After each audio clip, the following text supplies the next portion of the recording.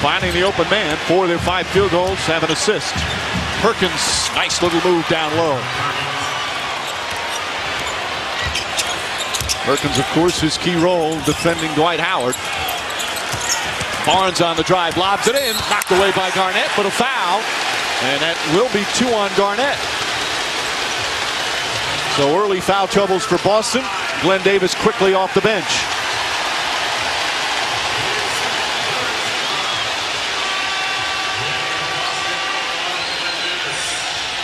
Good job in pick and roll situations. Coach talked about it. The pocket pass from Vince Carter on point to Dwight Howard.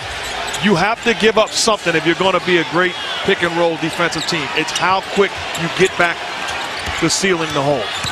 Nelson fires it out to Barnes. Barnes gets inside. Fight for the rebound. Still alive, and Rondo comes the other way. Rondo goes right at Carter. Blocked by Howard. Nelson. Lewis for 3.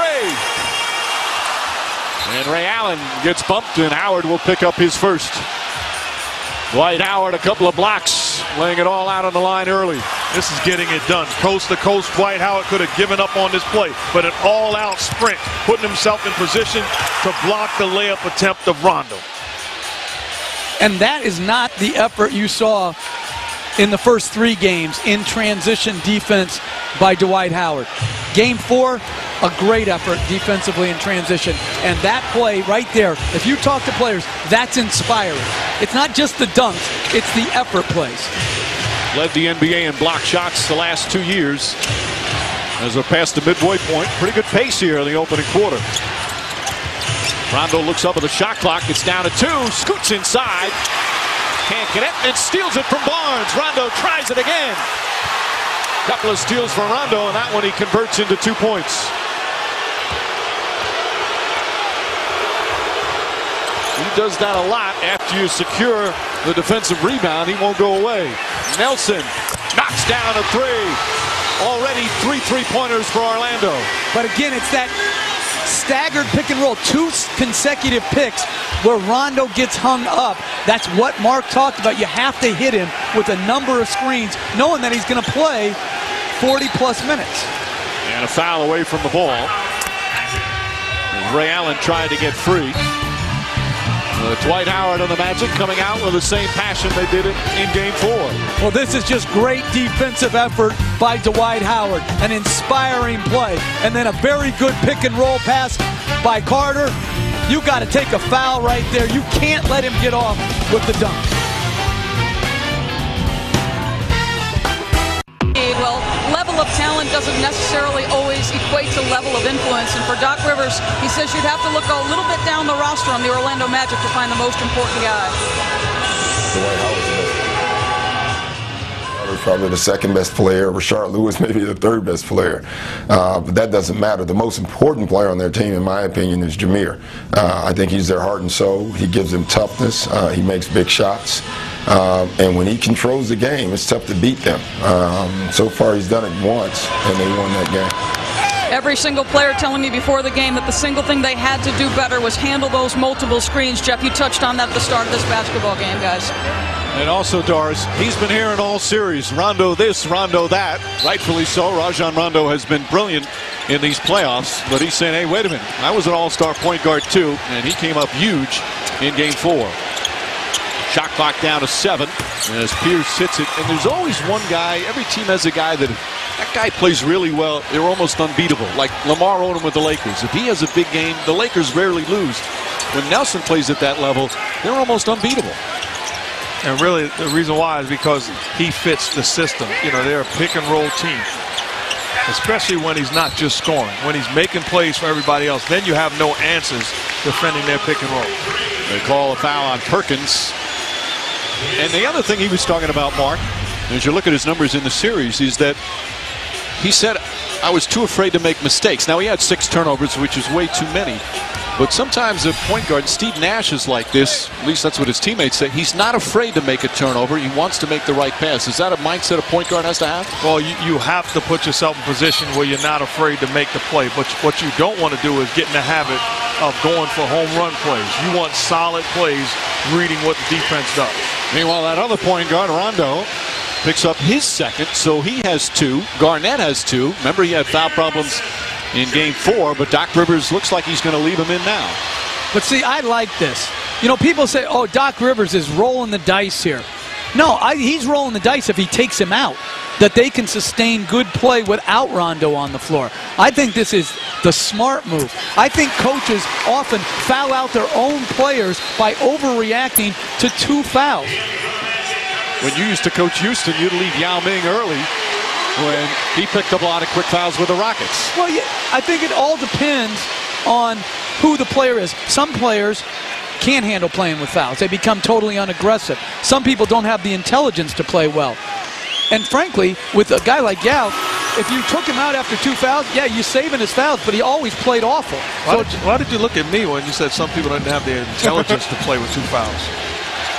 And some people you want to foul out. Pierce, Barnes doesn't go for the fake. Rondo an open jumper. Barnes with 3 rebounds in the early going. I think if you're the Magic, you live with Rondo shooting jump shots. Barnes hit some early threes last game. Not that time. Perkins grabs it. Rondo's already taken 6 shots. It's not necessarily what Boston wants, especially from outside. Nice feed inside. Ray Allen can't get it to go. Great help there on the cut by Rashard Lewis. Nelson steps up for 3. And Glenn Davis, who's been a big spark off the bench, has to play early minutes with Garnett's foul trouble.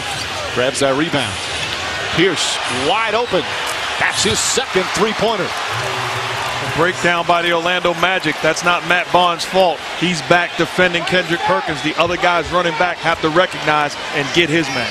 You take away Ray Allen last game, and the Celtics were 0 for 11 from downtown. He was 5 of 7. But so far tonight, they've hit 3 for 3. J.J. Redick. Barnes again.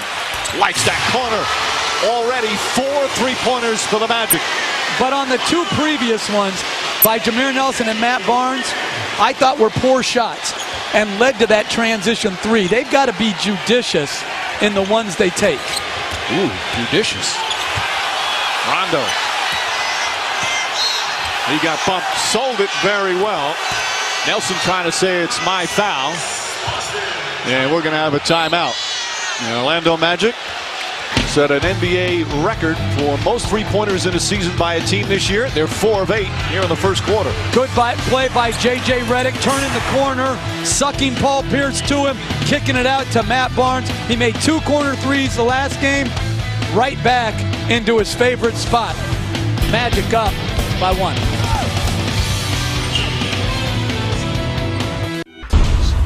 The gods have a plan for you, a destiny. Now Carter has joined the Magic's quest for a return trip to the NBA Finals.